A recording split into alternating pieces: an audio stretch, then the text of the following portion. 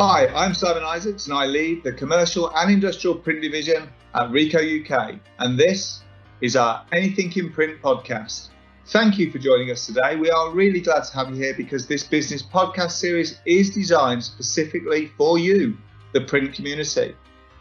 This show is about bringing you the latest advice, tips and strategies from our network of experts within the print and related industries like marketing, business and finance.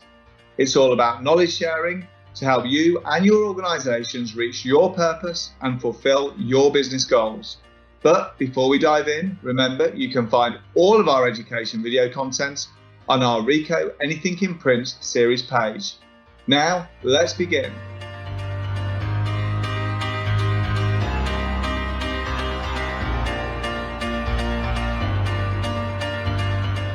Today, I'm pleased to introduce you to Mark Nelson, owner of Compass Business Finance. Mark, can you tell us a little bit about yourself and the company? Yeah, no problem at all. Thanks, Simon. So myself and my brother set up Compass just over 15 years ago as an independent finance company to support primarily the print and packaging markets. The business since then has expanded somewhat and now has some specialisms in industry as a whole. And we're well set to provide that facility into the market, and proven by our accreditation through the British Business Bank with the Enterprise Finance Guarantee Scheme previously, and more recently the Coronavirus Business Interruption Loan Scheme.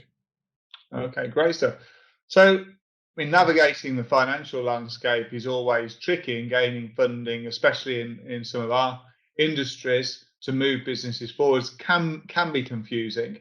Seems to be more so than ever now with some of the new regulations. But the good news is that our customers out there do have options, whether they're considering investing in software, equipment, looking at cash flow support maybe, or an injection to drive them forward, or even restructuring existing debt. So, you just mentioned CBILS. So for anyone like me, that's the Coronavirus Business Interruption Loan Scheme. Bit of a mouthful. Yes. Do offer some significant benefits, so we'll go through those. But just looking at it from a finance perspective, it is at the forefront of everyone's mind, I think, this year. Is that because there are fewer options available, do you think? I think when we went into lockdown, let's call it lockdown 1 back in March, the immediate concern of any business is the financial impact on their cash flow, because as we all know, cash flow is the essence of a business and how it's going to stay viable. So we went immediately from dealing probably with 20 to 25% of our customer base on a daily basis to dealing with 100% overnight, because everyone had a concern. Now, not all of those concerns came to fruition, and everyone immediately had that impact. But going forward, we needed those communications. People wanted to talk about their options, and that's carried on through the summer with the changing schemes as well. Understanding finance and what your options out there at the moment is vitally important.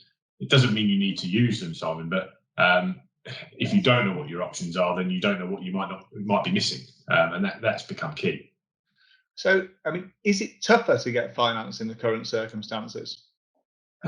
Is it tougher? That's a difficult question. In that, from a Compass perspective, so we're an independent finance company that lends our own funds, and we're an intermediary that works with numerous banks and financial institutions in the UK. That sets us apart from most people out there, and gives us a very deep understanding of the market and what's happening. We're also members of the Finance and Leasing Association as well. And we will operate on their senior management board. So what I would say is that there's a number of financial institutions, and clearly I'm not going to name them, but that are struggling more than others to put funding into the market. There's a reticence to lending money in a market that is unqualified. No one knows where we're going next, and that uncertainty, whether you're a print customer or a finance company, means that you change your way in which you react, and therefore, and a credit team, if you think about credit teams, generally sit in an office and hear all the news outside and don't have that day-to-day interaction with their with the customer base. The easy thing to do is to say, oh, we're just going to sit back a little bit and maybe not lend as much funds out into the market. We would say as Compass, we've still got some very strong ability to lend into the market. And that has been through our contacts that have the CBILS scheme, ourselves that have got CBILS, and some other strategic funders that would look to lend in the market anyway. So from a Compass perspective, I'd say we're lending. We're probably actually lending more this year than any other because there's that demand there. But it is, if you didn't understand the market, then yes, I'd probably say it is more difficult to source your finance. Right, so it is about talking to people who understand how to navigate this. And do you want to talk a little bit about how the government-backed schemes may have impacted the ability and people's ability to have some choice in what they do? Yeah, so I have to say the British Business Bank, in tandem with the Treasury, brought CBILS to market very, very quickly, and did a fantastic job, really, in the timescale they were given. And it has evolved from there, and there has been tweaks and changes. And one of the critical parts for us, which actually hasn't been a change, but the critical parts for people to understand, and the message we've been trying to shout out, is you can have more than one CBILS facility. And that's a really, really large part of the market. So many people don't believe you can have more than one facility. So I'd definitely make sure that's a key point that everyone takes away from today, if nothing else. What CBILS has allowed lending to continue in two different facets, really. You've got the term loan facility, which is effectively to support cash flow during, a bit like furlough, but in a different method. So it's immediately coming into your day-to-day cash in order to support the business through these times. You've then got CBILS asset finance, and we were one of the first to have CBILS asset finance because we were one of the only accredited lenders under the EFG asset finance derivative. And it is different.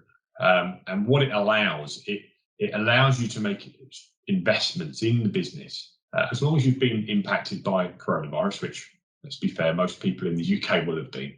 It allows you to make an investment in the business, into an asset, and utilise the scheme, and obviously the benefits that gives you. And just to qualify what they are, it's the interest paid for the first 12 months. And the fees during that period as well. So the setup fees for the facility that's put in place. What it gives to the lender is an 80% guarantee against the debt. So clearly, from a lender perspective, that's very positive. From a customer perspective, that's obviously very worthwhile from a cost base. So what CBILS allows, it allows a company to go out, make that investment, and also manage their cash flow over the next 12 months, because in that time, all the customer will be paying is capital repayments instead of full repayments. To give you a little bit of an insight on how that works, as we all know, on any finance agreement that you ever take, there's more interest on day one than there is on day 36 or 60, depending how long you take the facility over.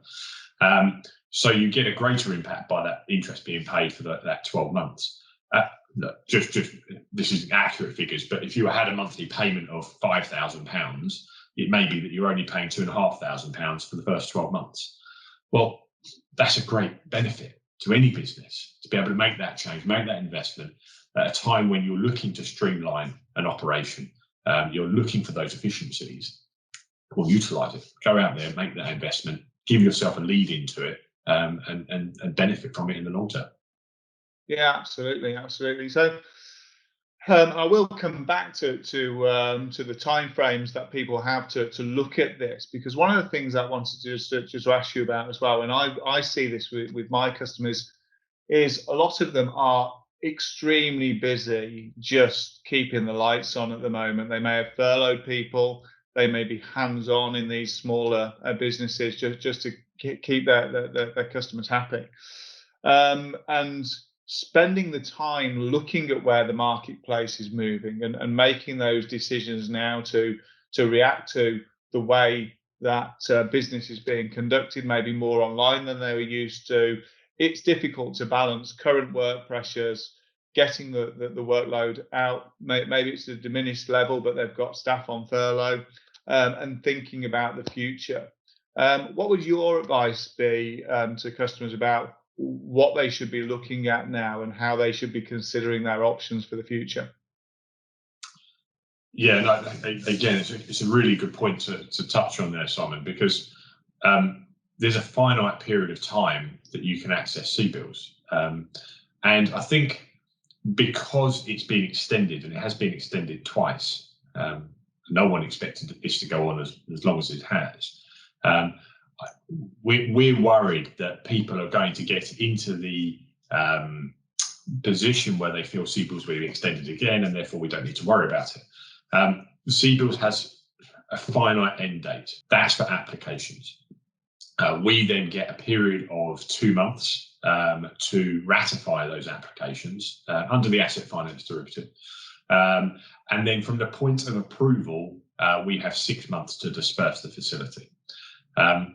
So the key message we want to send out is you don't have to make an investment, but why not investigate the potential of what investments you're going to need to make at any point during 2021? Because you could say, well, look, there's a very small chance we'll make this investment because of this reason and that reason. Can we put an application in? No problem at all. That's easy. We've got the forms. It's actually not an in-depth process to go through. We then have 2 months to go through that more in-depth process to get to the point of an approval, and then you have the 6 months to utilise it. If you decide during that time, actually, we're not in the position to make that investment, well, don't make it. I mean, we'd be the first to say the investment's got to be right for the business. But if you leave it and you don't make that application, and you come to June next year and you go, we're going to buy XYZ machine, well, you can't then go back and make that application for CBILS. So look, think ahead, start to plan.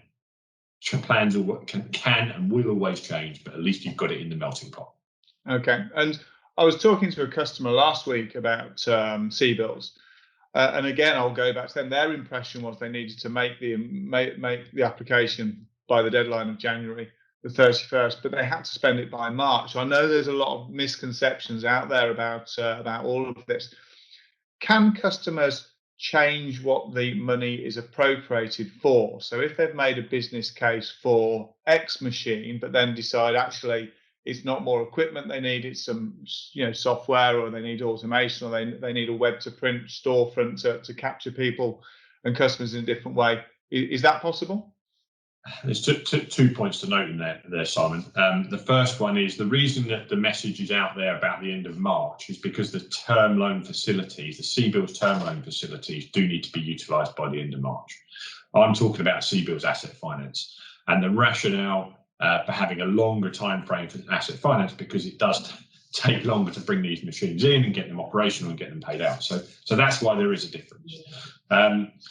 The second question, which I've forgotten, Simon, sorry, what's the second point you made? The second point was, can they change if they've decided they need maybe some printing hardware or some finishing hardware or some software? Can they in the next 2 or 3 months realize actually it's actually not that I needed, it's this, or it's a different combination? Does it go down to that level, or is it the amount of money they've applied for that's important? Okay, so it has to have some rationale to what they're buying, without doubt, because we've got to ratify what they're buying and why they're buying it, as any credit process would need to go through. So, and you can't also make an application for a machine at 100,000 that then comes in at 120,000. So it's got to be a genuine acquisition that you're looking at, and it's got to be a genuine machine that you're likely to buy. If it went, how do we put some meat behind that? If you're buying a guillotine and it went from a polar to a Wallenberg, it's still a guillotine. So that we could rationalise.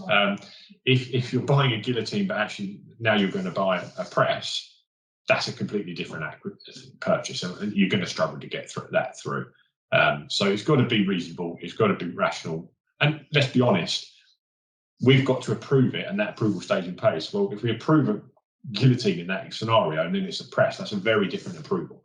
Yeah. So you'd have to start again effectively. Okay, that's great advice, because if you know you need a guillotine, you don't have to do anything other than shortlist your suppliers. You don't have to make a final decision on exactly which supplier you want to deal with. You can just go and still keep the keep the competition or keep the tender process alive to buy your guillotine at the end of that process. Yeah, and I think Simon, that's an important point for everybody, because what you don't want to do is we don't, as a finance company, want to impact what people go and buy. That's a company, that's a business decision. That's not our decision. We want to support them in the investment that they're making, and we have to, take their judgment on what they're buying, as critical. So that has to stay with the customer. Okay, great. Well, if we think about now what organisations have already done this, would you have any insight or advice on what you've seen in the marketplace? So people will obviously be concerned about making investments and capital investments when business may not be at the levels, but then on the flip side of that is often if they don't make the investments, they may not get back to those business levels, or someone else who's made the investments might pinch their customer, especially if there's a new paradigm, new technology that organizations are moving towards. So based on the organizations you've dealt with and helped through the coronavirus downturn, have you got any insight into those that have made the leap and made the investments, how that's paying off for them? Yeah, I mean, yes and no. For some, and probably fewer to count at this moment in time, and probably need to quantify this a little bit. When we went into the first lockdown, the majority of what we were providing was cash flow facilities to support those businesses in a time of extreme uncertainty. Life has moved on somewhat from that, and people have got more used to current trading conditions, even though they seem to change regularly at the moment with a lot of ups and downs. And therefore, the asset finance derivative has become more prevalent over the last probably 3 to 4 months now.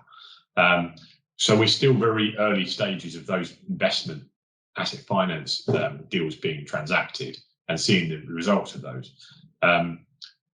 Look, the ones we have done, we're getting positive feedback from, and I would suggest that it is that planning for the potential which is coming down the track. And I'd say, you don't need to make a single application. You can make multiple applications, as we talked about earlier. So if you're a little unsure of where that investment is going to need to be made, then put in a couple of applications. You still need to rationalise them to what the thought process is, but let's look at them, put them in place, and then be there if you want to be reactive rather than proactive in the investment, which I do understand at this moment in time. Some people will go straight away. Some people want to just sit back slightly. So it's what works for the business. It is. I had a great conversation with one of our other partners at VPress last week, and he said he doesn't know whether people are brave, have got a visionary, or sometimes are just too stupid to realise what the risks are. But it's that the brave that are going ahead and investing and looking for new opportunities and directing their business and investing in their business to take them there. That are the ones that are doing really well and the ones that are surviving and thriving. And that's true. I think that's true of all the cases out there. But I think following from what you've just said and looking at CBILS, because you can make multiple applications, and you can draw down on them at some point in the future. Really actually engaging and going through these options with people to help validate, will the finance pay off? Is the business case there? It sounds like that is a sound piece of advice in terms of not just helping to create the business case and look at the finance, but also to ratify what the payback might be. Absolutely, Simon. Our first mandate would always be to say to customers, come and have a conversation. There's no commitment in you coming and having a conversation. We feel we're well placed in the print and packaging market with CBILS and with the contacts that we have to support the majority of customers out there. But I, accept a lot of people will have their own content. Might want to have a chat to them as well. So nothing wrong with having those conversations. Open the doors, see what comes out of it, and then make an application or not. You don't ever never feel forced to do something. It's a case of see where you get to.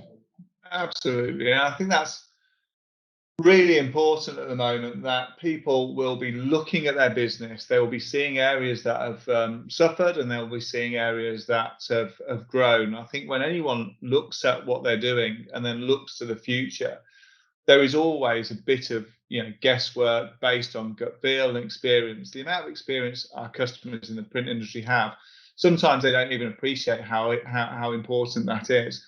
And I think what if anything from this main message is, with any business and with any sector, it's the visionary within this. It's looking to the future and taking some time to really explore those gut feelings, explore if they can see the marketplace going one way or customers dropping off in another way.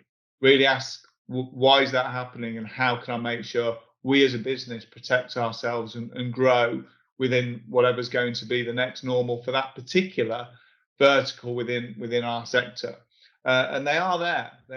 It's just really about having the conversations and taking the time amidst all of the ridiculous busyness and furlough and other COVID related stuff and lockdown, to take the time to actually explore it. Hopefully with organisations like Rico and Compass as well. If we're going to take a sort of a final bit of advice on how customers can improve their odds of getting a case through, what would that really be? Know your options. So you know that when you're proceeding whichever way, or maybe not that it is, know which direction you're going in, so you have a sound business case. Have the discussions. Be flexible in those discussions. In that, don't pigeonhole them. So you've got to talk about one thing, open them up, and making sure you've got information to hand, and don't be scared about sharing that information. I expect there will be a lot of reticence in the market to share, especially from our perspective, management figures this year, because they're not going to be particularly attractive. We understand that. That's a given this year. If any year that you're not going to be the best, it's going to be this.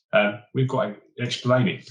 You all need to explain. The customers will need to explain to us what's happened. Clearly, we understand that, but why has it impacted the business in that way? What you've changed? What's happening? Where you expect it to go? Look, it sounds all very much common sense, but don't be scared about sharing that information. Yeah, that's great advice. I think to put some context around that, from a corporation like Rico, we deal with retail, and you see some sectors in the supermarkets within that doing really well, and others doing not so well. And those guys are talking to us about those same pressures as well, and finance. We deal with airlines, and my goodness, if you're going to be in an industry that is looking for finance right now, and these guys are still talking, and they're still talking about finance. So there's no reason why the print industry shouldn't be doing the same and shouldn't be looking to get some cash. And as we've said, it could be for software or equipment. It could be for cash flow support, or it could be restructuring of old debt to make sure that they're healthy moving out of this pandemic. So it really is about having those conversations. And just a final reminder of some of the benefits of CBILS. Do you want to quickly just go through some of those? Yeah, so the main benefit is that it pays your interest for the first 12 months and your arrangement fees for the facility. Up until that point, you have no cost anyway. So again, have the conversations, utilise the expertise that's out there and know what your options are. Fantastic. Well, thank you very much for that insight. I'm sure that our customers will, hopefully they'll react from it, and we can have some very positive conversations with them. So, Mark, thanks very much. Thank you very much, Simon. That's a wrap for today. Thanks for listening. I hope you found this episode informative. If so, make sure you subscribe to all of our upcoming episodes and let us know any feedback you may have. You can also connect with myself and my guests on our Anything in Print series page.